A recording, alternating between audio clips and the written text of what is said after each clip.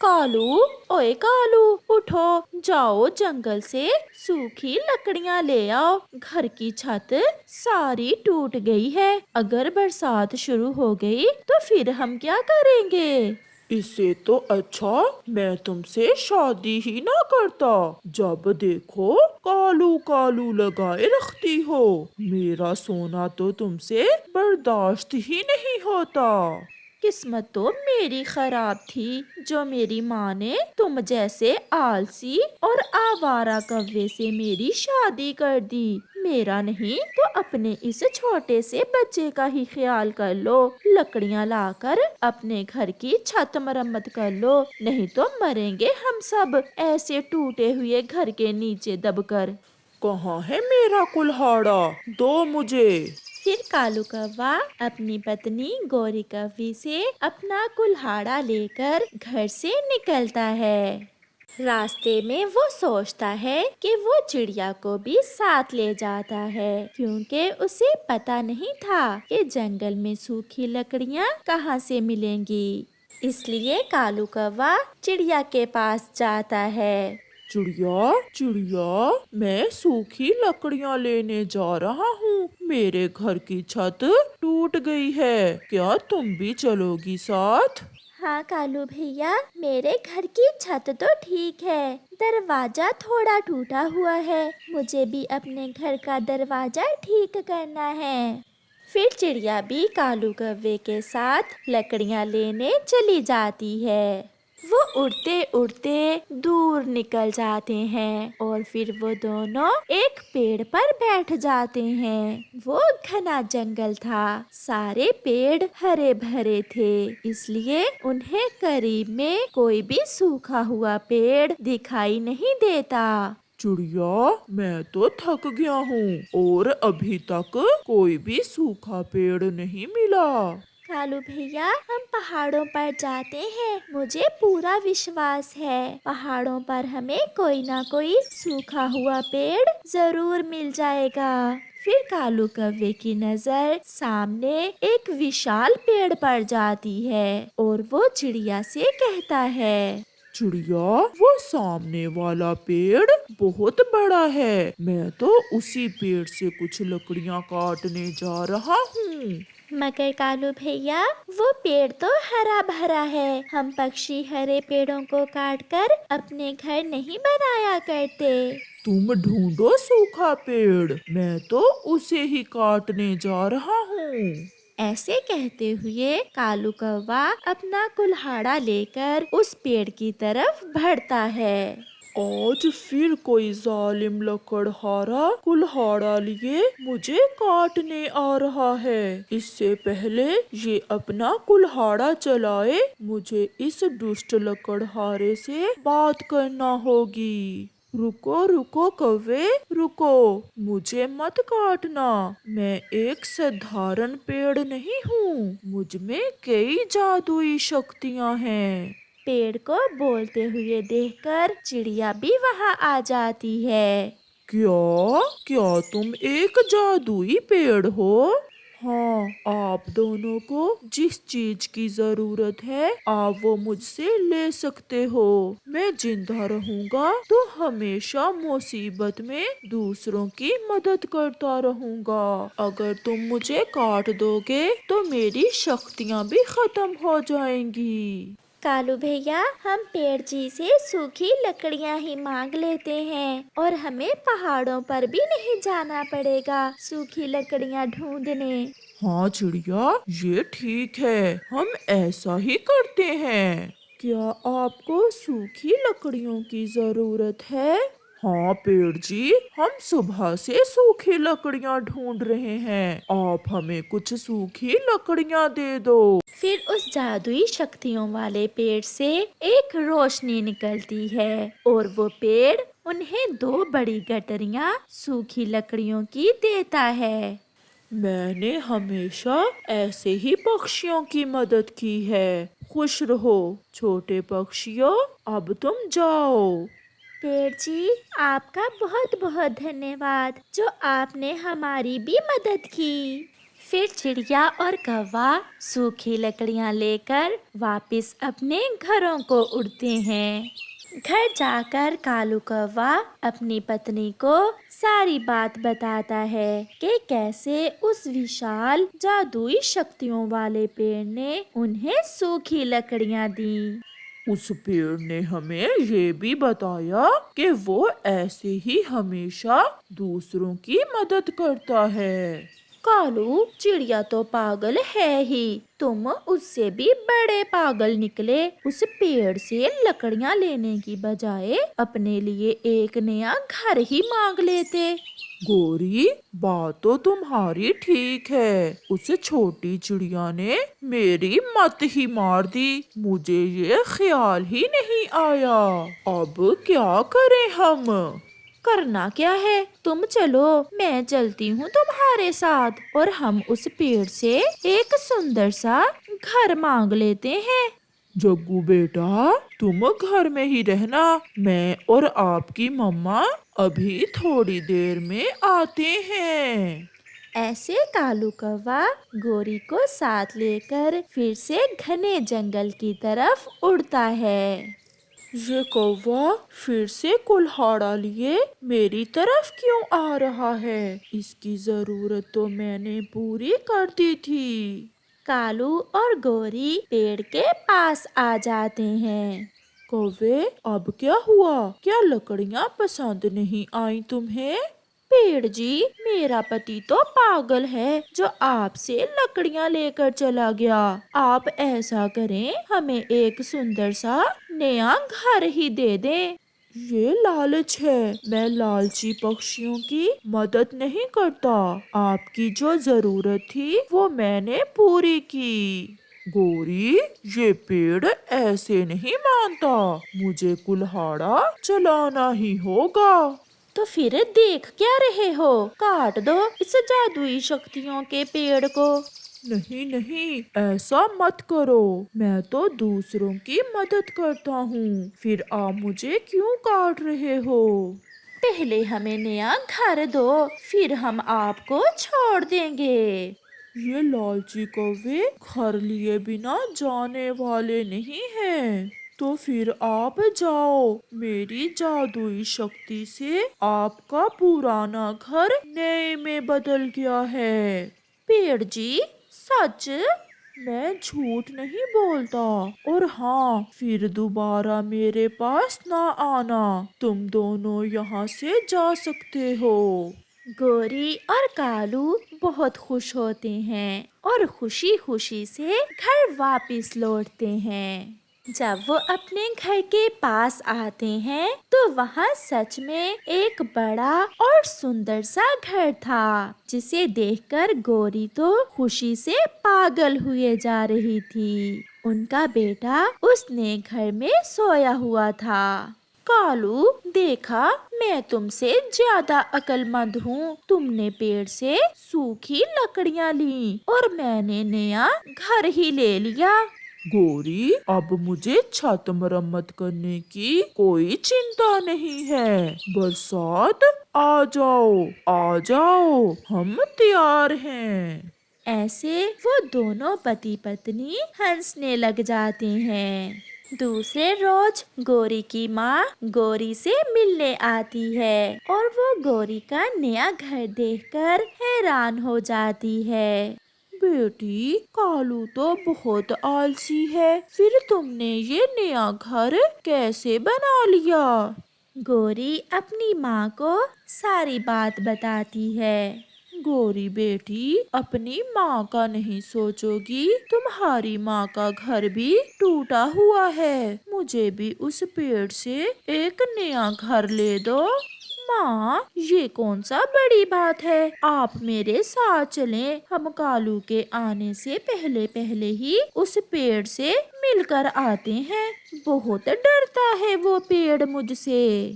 फिर गोरी कुल्हाड़ा उठाती है और अपनी माँ को साथ लेकर फिर से घने जंगल की तरफ निकल जाती है।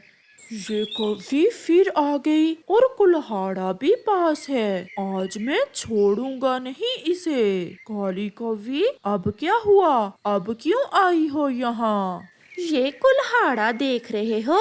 थोड़े धीरे बात करो मुझसे। चलो जल्दी से मेरी माँ को एक नया और सुंदर सा घर दो, वरना। क्या वरना? क्या तुम मुझे काट दोगी? हाँ, मैं तुम्हें जड़ से ही काट दूंगी अगर तुमने मेरी माँ को नया घर ना दिया तो। वो पेड़ गोरी को फिर अपना गुस्सा दिखाता है और अपनी जादुई शाखाएं गोरी के गिर्द लपेटना शुरू करता है। गोरी की माँ तो वहाँ से भाग जाती है, मगर वो पेड़ गोरी को अपनी शाखाओं में जकड़ लेता है।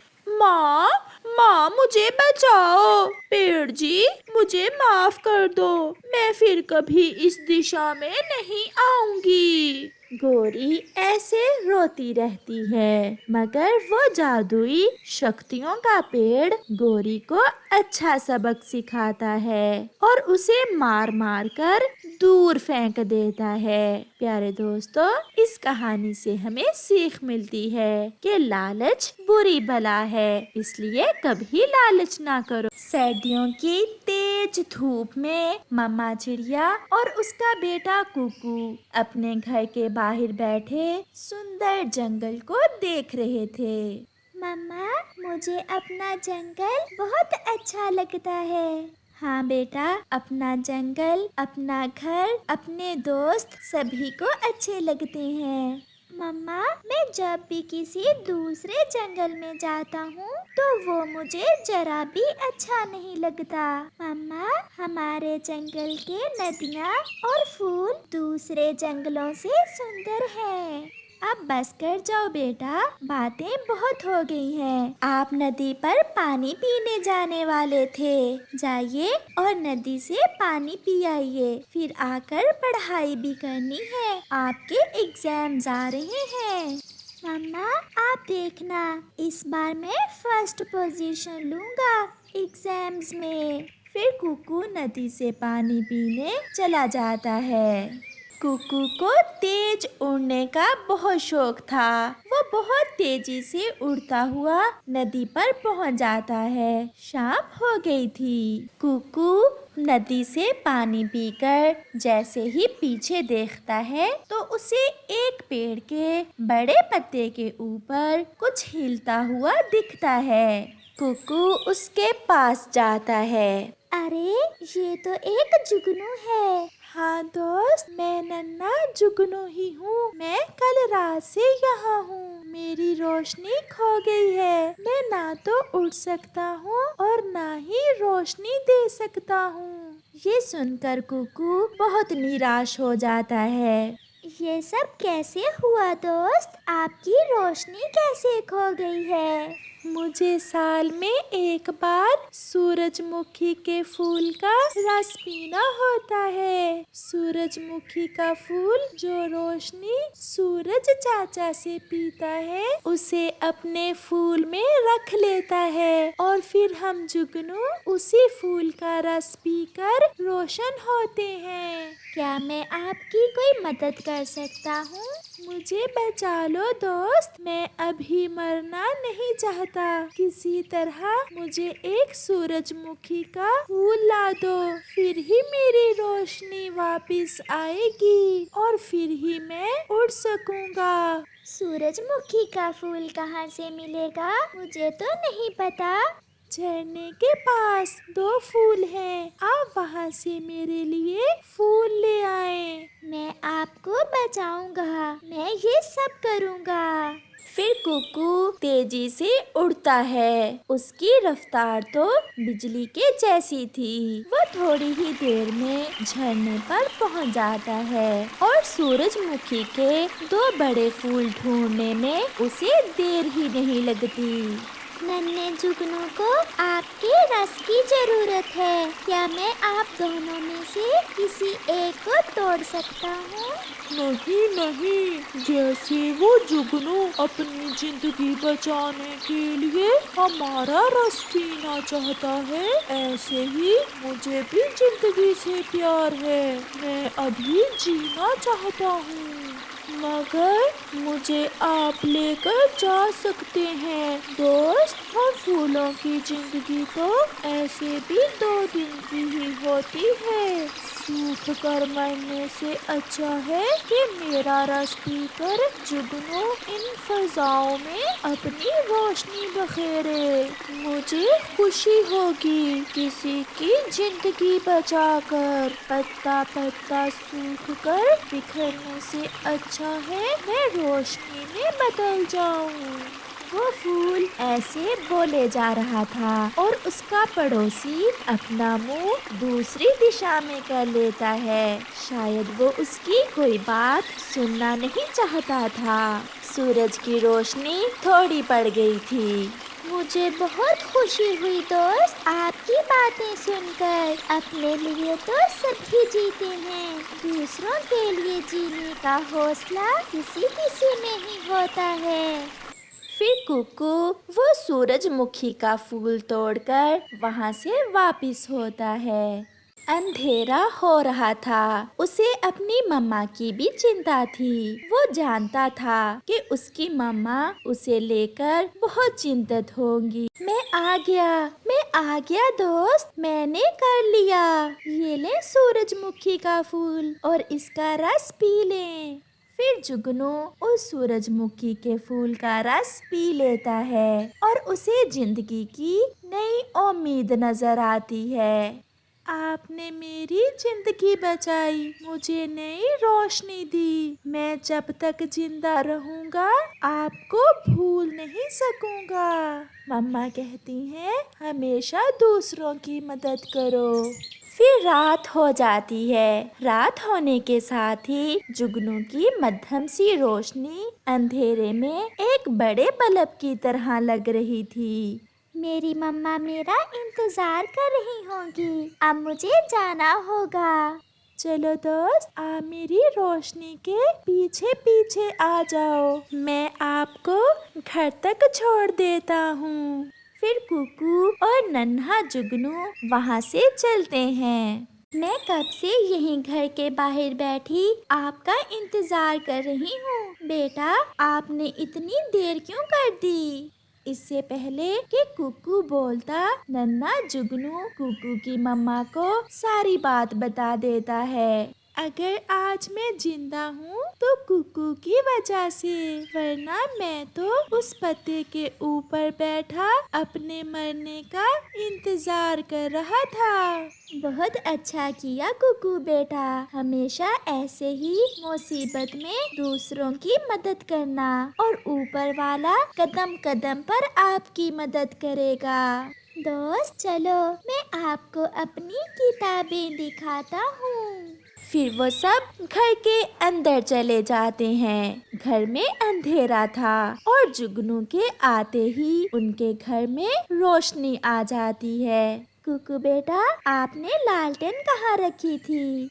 मम्मा, वहाँ, वो देखें, सामने पड़ी है। फिर मम्मा चिड़िया अपनी लालटेन जलाने लगती है, मगर उनकी लालटेन तो खराब हो गई थी। मम्मा चिड़िया बार बार कोशिश करती है, मगर वो अपनी लालटेन नहीं जला पाती। मम्मा, मैं आपको बताना ही भूल गया। कल रात जब मैं पढ़ रहा था, लालटेन अचानक बंद हो गई थी। मुझे लग रहा है हमारी लालटेन खराब हो गई है। ये सुनकर कुकू से ज्यादा उसकी मम्मा परेशान हो जाती है। नन्हा जुगनू एक कोने में बैठा सब देख रहा था। बेटा, कल आपका पेपर भी है। अगर रात को पढ़ोगे नहीं तो पेपर कैसे दोगे? मैं अभी लालटेन ठीक करवा कर लाती हूँ।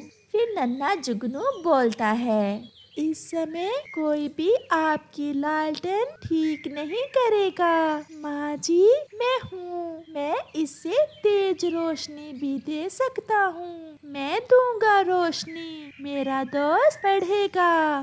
दोस्त, क्या आप ऐसा कर सकते हो? हाँ, आप अपनी किताबें खोलें। फिर कुकू अपनी किताब खोलता है और उसका दोस्त नन्हा जुगनू अपनी रोशनी और भी तेज कर लेता है और उसके पास आकर बैठ जाता है। मम्मा चिड़िया तो सो जाती है, मगर वो दोनों दोस्त जाग रहे थे। कुकू को जुगनू की हल्की हल्की सी रोशनी में पढ़ने का बहुत मजा आ रहा था। सुबह हो जाती है। मम्मा चिड़िया कुकू और उसके दोस्त नन्हे जुगनू को जगाती है। उठो बेटा, नाश्ता कर लो। फिर नन्हा जुगनू और कुकू दोनों नाश्ता कर लेते हैं। रात कैसी गुजरी मेरे बच्चों? मम्मा, मैंने सारी रात पढ़ा और मेरे दोस्त ने मुझे अपनी रोशनी दी। अब मेरे बेटा अपना पेपर अच्छे से हल करना। चलो दोस्त, मेरा घर भी आपके स्कूल से थोड़ी ही दूर है, हम इकट्ठे ही जाते हैं। फिर वो दोनों दोस्त खुशी खुशी वहाँ से चले जाते हैं। प्यारे दोस्तों, इस कहानी से हमें सीख मिलती है कि हमें मुसीबत में हमेशा एक दूसरे की मदद करनी चाहिए।